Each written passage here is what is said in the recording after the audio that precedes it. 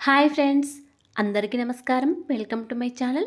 ఈరోజు మన ఛానల్లో మరొక కొత్త రెసిపీ వచ్చేసి ఎన్నో హెల్త్ బెనిఫిట్స్ ఉన్న కందికాయలతో చాట్ని ఎలా చేయాలో చూద్దామండి.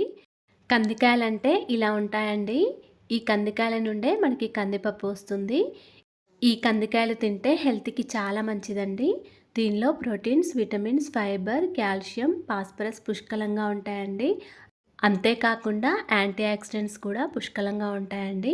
వ్యాధి నిరోధక శక్తి కూడా పెరుగుతుంది ఇవి తింటే. పిల్లలకైనా పెద్దలకైనా ఇలా ఈ కందికాయలతో చాట్ చేసుకొని తింటే హెల్త్కి చాలా మంచిదండి. పిల్లలకి ఈవినింగ్ స్కూల్ నుండి రాగానే ఇలా చేసి పెడితే వాళ్ళు చాలా ఇష్టంగా కూడా తింటారు. మరి ఎంతో టేస్టీగా చాలా సింపుల్గా చేసుకునే ఈ కందికాయలతో చాట్ని ఇప్పుడు ఎలా చేయాలో చూసేద్దాం. ఈ కందికాయలైతే ఎక్కువగా పల్లెటూరులో దొరుకుతూ ఉంటాయండి. వాళ్ళు చేనులో సైడ్ పంటగా వేస్తూ ఉంటారు. ఈ కందికాయలను ఇలా కొన్ని తీసుకున్నానండి. ఇలా తెరిచి చూస్తే మనకి కంది గింజలు వస్తూ ఉంటాయి. ఈ కందికాయలను కుక్కర్లో వేసుకోవాలి. మనకి తొందరగా ఉడకడానికి నేను ఇక్కడ కుక్కర్లో వేస్తున్నానండి. మీరు కావాలనుకుంటే గిన్నెలో అయినా వేసి ఉడికించుకోవచ్చు. ఇలా కుక్కర్లో వేసిన తర్వాత 1-2 సార్లు కడుక్కోండి. ఎందుకంటే పైన డస్ట్ ఏమైనా ఉంటే పోతుంది. ఇప్పుడు దీనిలో ఒక పెద్ద గ్లాస్ వరకు వాటర్ వేసుకోవాలి. ఇలా కందికాయలు మొత్తం మునిగే వరకు వాటర్ వేసుకోండి. ఇప్పుడు దీనిలో ఒక 1/2 టీ స్పూన్ వరకు సాల్ట్ వేసుకోవాలి.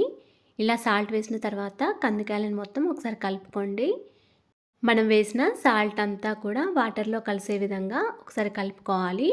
తర్వాత కుక్కర్ మీద మూత పెట్టుకొని స్టవ్ ఆన్ చేసుకొని స్టవ్ మీద పెట్టుకోండి. ఒక 3-4 విజిల్స్ వచ్చే వరకు ఉంచుకోండి. గిన్నెలో ఉడికించుకున్నట్లయితే ఒక 10-15 మినిట్స్ వరకు ఉంచుకోండి. ఇలా ఒక 3-4 విజిల్స్ వచ్చే వరకు ఉంచుకొని స్టవ్ ఆఫ్ చేసుకోండి.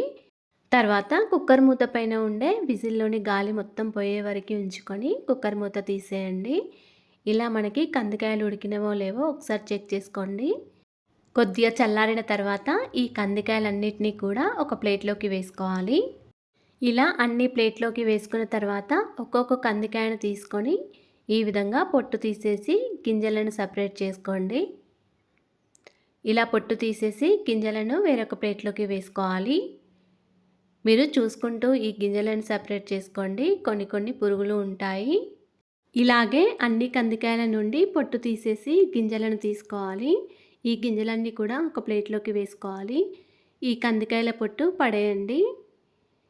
ఈ గింజలన్నీ కూడా ఒకసారి ఉడికినవో లేవో చూసుకోండి. ఇలా కొద్దిగా మనకి ఈజీగా అర్థమైపోతుంది. ఈజీగా ఉడికిపోతాయండి. ఇలా మెత్తగా ఉంటే మనకి టేస్టీగా అనిపిస్తాయి. ఈ కంది గింజలను ఇలా అయినా తినేయచ్చండి. చాలా రుచికరంగా ఉంటాయి. ఇప్పుడు దీనిలోకి ఒక చిన్న సైజ్ ఆనియన్ను ఇలా సన్నగా తరుక్కొని వేసుకోవాలి. మీరు కావాలనుకుంటే కొన్ని ఆనియన్స్ని ఎక్కువైనా కట్ చేసుకొని వేసుకోవచ్చండి. కొద్దిగా సాల్ట్ వేసుకోండి. ఎందుకంటే మనం ఆల్రెడీ ఉడికించేటప్పుడు సాల్ట్ వేసాం కాబట్టి కొద్దిగానే వేసుకోవాలి. ఒక 1/2 టీ స్పూన్ కంటే కొద్దిగా తక్కువగానే వేసుకోవాలండి.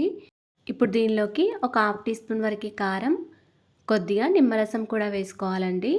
మీరు కావాలనుకుంటే ఇందులోకి కొన్ని టమాటా ముక్కలు, కొన్ని క్యారెట్ ముక్కలైనా వేసుకోవచ్చు. ఇలా కొద్దిగా నిమ్మరసం వేయడం ద్వారా ఇవి చాలా టేస్టీగా ఉంటాయండి.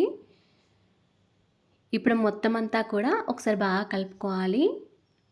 మనం వేసిన నిమ్మరసం అంతా కూడా ఈ గింజలలో కలిసే విధంగా కలుపుకోవాలండి. అంతేనండి, ఎంతో టేస్టీగా సింపుల్గా చేసుకునే కందికాయలతో చాట్ రెడీ అయిపోయింది. మీరు కూడా ఇలా ఒకసారి ట్రై చేసి చూడండి. మీ దగ్గర కందికాయలు ఉన్నట్లయితే ఇలా ఒకసారి ట్రై చేసి చూడండి. ఇలా చేసుకున్న ఈ కందికాయల చాట్ని బౌల్లో వేసుకొని తినేయడమే అండి. చాలా టేస్టీగా ఉంటుంది. ఈవినింగ్ పిల్లలు స్కూల్ నుండి రాగానే ఇలా చేసి పెడితే వాళ్ళు చాలా ఇష్టంగా తింటారండి. ఎన్నో ప్రోటీన్స్ ఉంటాయండి. వీటిని దొరికితే మాత్రం వదిలిపెట్టకండి.